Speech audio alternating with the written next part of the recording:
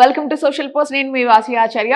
Right now ఈ రోజు మనతో వీడియోలో డిస్కస్ చేయడానికి ఏఎస్ చక్రవర్తి సార్ ఉన్నారు. He is the senior most stock market trainer. So sir ని ఇన్వైట్ చేసి అసలు ఏం జరుగుతుంది స్టాక్ మార్కెట్ లో, నిఫ్టీ ఎలా ఉంది అండ్ 2027 ఎలా ఉండబోతుంది, ఈ టాపిక్స్ అన్నిటి మీద ఈ రోజు మనం డిస్కస్ చేద్దాం.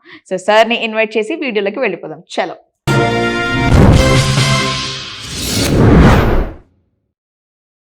చక్రవర్తి సార్ నమస్తే సార్, ఎలా ఉన్నారు? నమస్తే వాసు ఆచార్య గారు.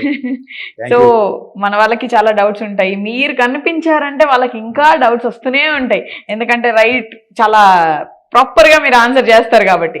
సో రైట్ నౌ నిఫ్టీ ఎలా ఉండబోతోంది, దాన్ని ప్రభావితం చేసే అంశాలు ఏంటి సార్? మీరు వాసవి ఆచార్య గారు మీరు అడగదలుచుకుని నాకు అర్థమైంది. మనము ఈ వీడియో అనేటువంటిది ఆగస్టు 22వ తారీఖున ఉదయం రికార్డ్ చేస్తున్నాం. ఆగస్టు 24వ తారీఖు నుంచి అంటే మండే నుంచి ప్రారంభమైన వారానికి నిఫ్టీని ప్రభావితం చేసే అంశాలు ఏంటి, నిఫ్టీ సపోర్ట్స్ రెసిస్టెన్సెస్ ఎలా ఉంటాయి, లెవెల్స్ ఎలా ఉంటాయి, అది మీరు అడగదలుచుకున్నారు. మేడం గారు, ఫస్ట్ వచ్చేసరికి మీకు రేపు ఆగస్టు 26వ తారీఖున యుఎస్ జీడిపి డేటా వస్తుంది. మీకు అంత అద్భుతంగా ఏమి ఉండదు యుఎస్ జీడిపి డేటా, ఎందుకంటే Q1 వచ్చేసరికి 2026 Q1 జీడిపి వచ్చేసరికి యుఎస్లో 2.1 వచ్చింది, 2.1% వచ్చింది. Q2 రాబోతుంది ఈ ఆగస్టు 26వ తారీఖు, అది మీకు 1.5% to 1.7% మధ్య ఉంటుంది. అంటే కొంత జీడిపి తగ్గడానికి అవకాశం ఉంది. అయితే ఇక్కడ గమ్మత్తైన విషయం ఏంటంటే ఇన్ఫ్లేషన్ చూసుకున్నట్టయితే జూన్ కన్నా కూడా జూలైలో కొంత ఇన్ఫ్లేషన్ తగ్గింది. జూన్లో మీకు 3.5% మీకు ఇన్ఫ్లేషన్ ఉంటే మీకు జూలైలో వచ్చేసరికి 3.40 వచ్చింది. ఇన్ఫ్లేషన్ కొంచెం తగ్గింది. అంటే ఇన్ఫ్లేషన్ తగ్గింది, బట్ ఓవరాల్గా గ్రోత్ రేట్స్ పడిపోతున్నాయి యుఎస్లో. అది మనం పరిగణలో తీసుకోవాలి. రెండో విషయం వచ్చేసరికి ఇండియా పద్ధతి. ఇండియాలో వచ్చేసరికి మీకు రేపు ఆగస్టు 31వ తారీఖున మాకు జీడిపి డేటా వస్తుంది. మీకు 2025-26 Q4 జీడిపి వచ్చేసరికి మీకు చాలా మంచి జీడిపి వచ్చింది, 7.8 వచ్చింది. మీకు 2026-27 Q1 జీడిపి వచ్చేసరికి మీకు అంత ఎక్స్ట్రీమ్గా ఉండదు. మీకు 7% నుంచి 7.3% మధ్య ఉంటుంది. అంటే కొంత గ్రోత్ రేట్ పడిపోవడానికి అవకాశం ఉంది Q1 compare to last year 4th quarter తోటి ఈ సంవత్సరం financial year 1st quarter compare చేసుకుంటే మీకు తగ్గడానికి అవకాశం ఉంది. అది మనసులో పెట్టుకోండి. తర్వాత ఇన్ఫ్లేషన్ కొంత రైజ్ అయిన మాట వాస్తవం. జూన్తో పోల్చుకుంటే జూలైలో ఇండియాలో ఇన్ఫ్లేషన్ రైజ్ అయింది. ఇది పరిగణలో తీసుకుంటారు మార్కెట్ని ప్రభావితం చేసే అంశాలు. వీటన్నిటిలో కూడా ముఖ్యమైన ఇంకోటి ఏంటంటే మీకు ఆగస్టు 28వ తారీఖున ఐఏపీ డేటా వస్తుంది, మోడరేట్ ఐఏపీ డేటా వస్తుంది. మీకు అంతకుముందు వచ్చేసరికి ఐఏపీ డేటా మీకు వచ్చేసరికి జూన్లో వచ్చేసరికి మీకు ఓవరాల్గా చూసుకున్నట్టయితే మీకు 7.3 వచ్చింది growth IAP, India industrial product members growth. మీకు రేపు జూలైలో అంత ఉండకపోవచ్చు, మోడరేట్ చేశారు కాబట్టి మీకు 5% to 6.5% మధ్య ఉంటుంది బిట్వీన్, అంతే. అంతకుమించి ఎక్కువ ఉండకపోవచ్చు ఐఏపీ గ్రోత్ రేట్స్ అనేవి. తర్వాత ఓవరాల్గా జియో పొలిటికల్ టెన్షన్ అవి కొంచెం కష్టమే, ఇప్పుడల్లా తెలియ సమస్యలు కాదు ఓవరాల్ చెప్పాలంటే. ఇంకోటి మేడం గారు ఇప్పుడు చేస్తున్న వీడియో కాక మేము ఈ వీడియో అయిపోయిన వెంటనే మనం బ్యాంక్ నిఫ్టీ చేయబోతున్నాం. దాంట్లో చాలా ఇంపార్టెంట్ విషయం చెప్పబోతున్నాం. నా ఒపీనియన్లో 2026 బ్యాడు 26,375 దాటని చెప్పింది మొట్టమొదటి మనమే. ఖచ్చితంగా లేదు ఈ సంవత్సరంలో మీకు నిఫ్టీ హై అనేది క్రాస్ చేయదు అని చెప్పాం. నేను ఇప్పుడు మళ్ళీ మొట్టమొదటి చెబుతాను కూడా మనమే 27 కూడా కష్టకాలమే, 2027 కూడా కష్టకాలమే. అది ఎందుకు అనేటువంటిది నెక్స్ట్ వీడియో బ్యాంక్ నిఫ్టీ వీడియోలో నేను చెప్తాను, కారణాలన్నీ నేను చెప్తాను, నెక్స్ట్ వీడియోలో చెప్తాం అది. సో ఈ జియో పొలిటికల్ టెన్షన్ వల్ల ఇన్ఫ్లేషన్ ఇండియాలో బాగా రైజ్ అవుతుంది, నో డౌట్. ఎందుకంటే మీకు క్రూడ్ ఆయిల్ ఎంత ఉందనుకున్నారు, వాళ్ళ బ్యారెల్ క్రూడ్ ఆయిల్ వచ్చేసరికి మీకు వచ్చేసరికి $94 వచ్చేసింది. ఒక బ్రెంట్ క్రూడ్ ఆయిల్ బ్యారెల్ $94, మీకు $83 దాటితేనే మనం కష్టంలో పడ్డట్టు. ఆయిల్ కంపెనీ కష్టాలు పడిపోతున్నాయి. దట్టు రూపాయి వాల్యూ డిప్రిషియేట్ అవుతుంది డే టు డే. సో వీటన్ని పరిగణలో తీసుకోవాలి. తర్వాత వన్ మోర్ ఇంపార్టెంట్, చాలా మంది గమనించింది, నేను 2-3 రోజులు చెప్తున్నాను, 2-3 వారాలు చెప్తున్నాను, యూఎస్సీ ట్రెజరీ బాండ్స్ సిరీస్ తెగ పెరుగుతున్నాయి. మనం పోయిన వారం చెప్పాను, జ్ఞాపకం ఉందో లేదు, బ్యాంక్ నిఫ్టీ చెప్పేటప్పుడు యుఎస్ ట్రెజరీ బాండ్స్ ఈల్డ్స్ ఖచ్చితంగా రైజ్ అవుతాయని చెప్పాం. ఈ వారం రైజ్ అయ్యింది. 10 years బ్యాండ్ చూసేసరికి 4.74 ఉంది. పోయినసారి కన్నా పోయిన వారం ఈ వారం పెరిగింది. అదే 2 years ఈల్డ్స్ వచ్చేసరికి 4.20 ఉంది. సో ఓవరాల్ గా దీనివల్ల ఏమవుతుందంటే మీకు ఓవరాల్ గా వచ్చేసరికి రూపీ వాల్యూ డిప్రిషియేషన్ ఆగదు, తర్వాత ఎఫ్ఐఎస్ అవుట్ ఫ్లోస్ ఆగవు. And one more important point, అతి ముఖ్యమైన పాయింట్ ఏంటంటే మీకు ఆఫ్ షోర్ ఫైనాన్సింగ్ కాస్ట్ పెరుగుతుంది. తర్వాత ఎఫ్ఐఎస్ సెల్లింగ్ మళ్ళీ స్టార్ట్ అయింది. అంతో ఇటు ఎఫ్ఐఎస్ వల్ల నిన్న ఫ్రైడేతో క్లోజ్ అయిన వారాన్ని చూసుకున్నట్టు ఎఫ్ఐఎస్ నెట్ సెల్లర్స్ 1602 కోట్లు నెట్ సెల్లర్స్. మళ్ళీ డిఎస్ మళ్ళీ అగ్రెసివ్ బయింగ్ వచ్చారు. మీకు డిఎస్ వచ్చేసి అగ్రెసివ్ బయింగ్ వచ్చేసి 17,000 నెట్ బయస్, 17,316 కోట్లు నెట్ బయస్ గా వచ్చారు. అంటే మొత్తం మీద చూసేటైతే ఎకానమీ పరంగా వరల్డ్ వైడ్ గా బాగాలేదు, క్వశ్చనే లేదు మీకు. బికాస్ ఆఫ్ ఎకానమీ పరంగా బాగాలేదు కాబట్టి మీకు యూఎస్ బాండ్ సీల్స్ పెరుగుతున్నాయి. 10 years బాండ్ సీల్స్ కానీ మీకు 2 years బాండ్ సీల్స్ కానీ ఇవన్నీ ఎందుకు పెరుగుతున్నాయి? షార్ట్ టర్మ్ లో ఖచ్చితంగా ఎకానమీ గురించి they are not have a good idea. ముందే చెప్తున్నాను, 2027 కూడా బ్యాడే మనం అనుకోవచ్చు. మొట్టమొదటి మనమే చెబుతాం 2027 కూడా మీరు మార్కెట్లో చాలా మార్కెట్ నిఫ్టీ గురించి ఎక్కువగా ఎక్స్పెక్ట్ చేయొద్దనే చెబుతున్నాం. సో వీటన్నిటిని పే చేసుకున్న తర్వాత సెప్టెంబర్ 16-17 తారీఖు యూఎస్ ఫెడ్ మీటింగ్ ఉంది. కొంత సానుకూలమైన ఏంటంటే దాంట్లో ఫెడ్లో మీటింగ్ లో కొంత సానుకూలం ఏంటంటే ఇంట్రెస్ట్ రేట్ పెంచారు వాళ్ళు. అంతకుముందు వరకు రైజ్ అవుతాయో భయంలో ఉన్నారు. ఇప్పుడు ఫెడ్ అనేది అమెరికాలో ఇప్పుడు వచ్చేసరికి 3.50 to 3.75 మధ్య ఉంది వడ్డీ రేట్లు అమెరికాలో. ఫెడ్ ఇంట్రెస్ట్ రేట్స్ అవి రైజ్ అవ్వవు, స్టాటస్ కో మెయింటైన్ చేస్తారు. They will maintain the status quo, తగ్గించరు. మా లెక్కనైతే తగ్గించరు కానీ పెంచరు, స్టాటస్ కో మెయింటైన్ చేస్తారు. They will maintain the proper status quo, no doubt. తర్వాత వచ్చేసరికి ఇదొక్కటే కొంత అనుకూలమైంది. ఏది సెప్టెంబర్ 16-17 తారీఖు ఫెడ్ మీటింగ్ ఒకటే అనుకూలమైంది. వీటన్నిటి బేస్ చూసుకున్నట్టయితే కొన్ని నెగిటివ్లు ఉన్నాయి, కొన్ని పాజిటివ్లు ఉన్నాయి. ఓవరాల్ గా అందుకే నేను చెప్తోంది 2026-27 కూడా మీకు కొంచెం గడ్డు కాలమే. Plus El Nino, not only this year, next year కూడా ఎల్ నినో ఒక ఎక్స్టెన్షన్ ఉంటుంది అంటున్నారు.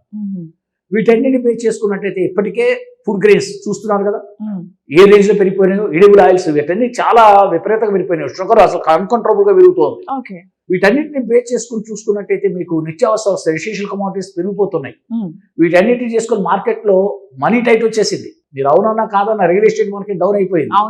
వీటన్నిటిని బేస్ చేసుకుని చూసుకున్నట్టయితే ఈ సంవత్సరం కాదు నెక్స్ట్ ఇయర్ కూడా కొంచెం మార్కెట్ లో గడ్డు కాలమే, ఎక్స్ట్రీమ్ రైజెస్ ఉండవు. అందువల్ల ఆచితూచి వెళ్ళమని చెబుతున్నాను నేను బట్టి. తర్వాత చాలా మంది అంటారంటే మీరు ఎప్పుడు నెగిటివ్ ఉంటే ఉంది కాబట్టి నెగిటివ్ చెబుతున్నాం, పాజిటివ్ ఉంటే పాజిటివ్ చెబుతాం.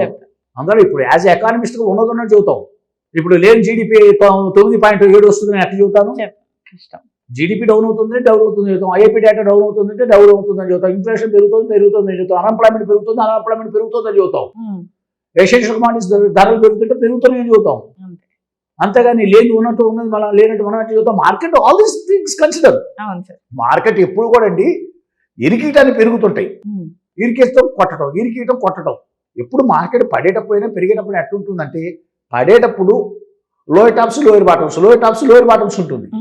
పెరిగేటప్పుడు హైయర్ టాప్స్ హైయర్ బాటమ్స్ ఉంటుంది. అందులో మార్కెట్లు ఏదైనా up and down trend systematic గా పెరుగుతాయి, సిస్టమేటిక్ గా పడతాయి. అంతే రోజు కంటిన్యూస్ గా పెరుగుతా పోవు, రోజు కంటిన్యూస్ గా పడుతూ పోవు. వాళ్ళు ఒక్కొక్క లెవెల్ చూసుకుంటూ సాటిస్ఫై చేసుకుంటూ conditions of the market overall conditions చూసుకుంటూ దే ఆర్ మూవింగ్. నిఫ్టీలో వచ్చేసరికి మనకు ఓవరాల్ గా నిన్న నిఫ్టీ ఫ్రైడే ఎక్కడ క్లోజ్ అయిందంటే 24,252 మీద క్లోజ్ అయింది. మీకు నిఫ్టీ అనేటువంటిది ఒకవేళ పాజిటివ్ వైపు మూవ్ అవుతే సోమవారం చూసుకోలేదు పాజిటివ్ మూవ్ అవుతుందా నెగిటివ్ మూవ్ అవుతుందా అనేది. ఒకవేళ పాజిటివ్ వైపు మూవ్ అవుతే ఎలా ఉంటుందంటే ఫస్ట్ R1 రెసిస్టెన్స్ 1 వచ్చేసరికి 24,365, అది R1. అది క్రాస్ అవుతే నెక్స్ట్ సపోర్ట్ 2 వచ్చేసరికి 24,475. అది కూడా క్రాస్ అవుతే R3 వచ్చేసరికి 24,620. Maybe it may cross. ఇక నెక్స్ట్ R4 జోన్ అక్కడ మనకు ఆగుతుంది. నిఫ్టీ 80% ఆగిపోతుంది. అది క్రాస్ అవుతుంది, not possible at present conditions, no doubt. మీకు 24,675 టు 24,770 దగ్గర ఆగిపోవాలి నిఫ్టీ. అది ఖచ్చితంగా అక్కడ వచ్చి ఆగిపోవాల్సింది నిఫ్టీ. అక్కడి నుంచి పెరగడం అనేది చాలా చాలా కష్టం. It's strong resistance zone to the Nifty. Okay, clear cut, పక్కన పెట్టండి. తర్వాత ఒకవేళ నిఫ్టీ డౌన్వర్డ్ స్టార్ట్ అయింది సోమవారం నుంచి అనుకోండి, మీకు ఫస్ట్ సపోర్ట్ వచ్చేసరికి 24,190 దగ్గర ఉంది. అక్కడ నిలబడలేక బ్రేక్ డౌన్ అవుతే నెక్స్ట్ 24,000 ఉంది. తర్వాత నెక్స్ట్ ఇంకోటి వచ్చేసరికి మీకు అక్కడ కూడా నిలబడలేక కిందకి వెళ్తే 23,880. తర్వాత ఇంకోటి అది కూడా కట్ చేసి కిందకి వెళ్తే మీకు 23,800 టు 23,600 మధ్య ఆగుతుంది. అక్కడ స్ట్రాంగ్ సపోర్ట్ జోన్. తర్వాత మేడం గారు మేము ఇక్కడ 3 రకాల అనాలిసిస్ ఉన్నాయి స్టాక్ మార్కెట్లో. ఒకటి వచ్చేసరికి fundamental analysis, 2 technical analysis, 3 behaviour analysis అంటారు. బిహేవియర్ అనాలిసిస్ లో సెంటిమెంటల్ ఇండికేటర్స్ ఉంటాయి, మళ్ళీ మానిటరీ ఇండికేటర్స్ అని ఉంటాయి. వీటన్నిటిని బేస్ చేసుకొని మేము లెవెల్స్ చదువుతుంటాం. ఏదో పీవోడ్ పాయింట్స్ అని మొక్కను పట్టుకొని దాన్ని పట్టుకొని ఈ లెవెల్స్ ఏమో. Pivot points just a part in technalysis, that's all. తర్వాత మీకు ఓవరాల్ అనాలిసిస్ లో మీకు బిహేవియర్ అనాలిసిస్ లో కూడా మానిటరీ ఇండికేటర్స్ మళ్ళీ అవి వేరు, సెంటిమెంట్ ఇండికేటర్స్ వేరు. చాలా మంది ఏమనుకుంటా అంటే ఏదో call put ratio, put call ratio, లేకపోతే ఓపెన్ ఇంట్రెస్ట్లు, ఇంప్లైడ్ వాల్టీ పెద్ద అనుకుంటున్నారు. అవి చాలా చిన్న చిన్న విషయాలు అవన్నీ. అది ఒక పార్ట్ అనాలిసిస్ చేసేప్పుడు ఓవరాల్ అనాలిసిస్ లో ఆల్ దీస్ 30 ఏళ్ళ మార్కెట్లో ఉన్నాం, ఏం తెలుసుకోకుండా ఉంటామా? ఇప్పుడు 2000 సంవత్సరంలో ఎన్సిఎఫ్ఎం ఎగ్జామ్స్ అంటారు, national stock exchange certification financial market exams introduce చేసింది. 2004లో ఇండియాలో మొట్టమొదటి ఇన్స్టిట్యూట్ పెట్టిన వ్యక్తి నేను, ఎడ్యుకేషన్ ఇన్స్టిట్యూట్ పెట్టిన వ్యక్తిని. 2001లోనే మీకు ఇప్పుడు ఇవాళ దాదాపు 50 లక్షల మంది పాస్ అయ్యారు ఈ సర్టిఫికేషన్ కోర్సెస్. 2001లో మొట్టమొదట 1000 లోపల పాస్ అయిన వాళ్ళు నేను ఒకటి. క్యాపిటల్ మార్కెట్, డెరివేటివ్ మార్కెట్, మీకు టెక్నాలసిస్, మీకు కరెన్సీలు, కమాడిటీస్ ఇవన్నీ పాస్ అయిన వాటిని. ఈ గ్లాస్కోల్ ఫార్ములాస్, లేకపోతే పుట్ కాల్ రేషియోలు, ఈ ఓపెన్ ఇంట్రెస్ట్లు, ఇంప్లైడ్ వాల్టీలు ఇవన్నీ నాకు తెలియనివా. ఇక్కడ మేము ఒక అనాలిసిస్ చేసేటప్పుడు ఎన్నో విషయాలు పరిగణ తీసుకుంటాం. ఇక్కడ ఇంకోటి లాజికల్ గా ఏంటంటే మేడం గారు, వీటన్నిటికన్నా ద బెస్ట్ అనాలిసిస్ ఏంటని చెప్తానంటే లాంగ్ టర్మ్ కి fundamental analysis best. Short term లోకి వచ్చేసరికి మీకు టెక్ అనాలిసిస్, సెంటిమెంట్ ఇండికేటర్స్ ఇవి 2 కాంబినేషన్ లో చూస్తాం. వీటన్నిటిని బేసుకొని వారు going to giving these levels అంతే. ఏదో 3 విషయాలు తెలుసుకొని ఆ 3 విషయాలు చూస్తుంటే మార్కెట్లో ఎన్ని విషయాలు పరిగణలో తీసుకుంటాం.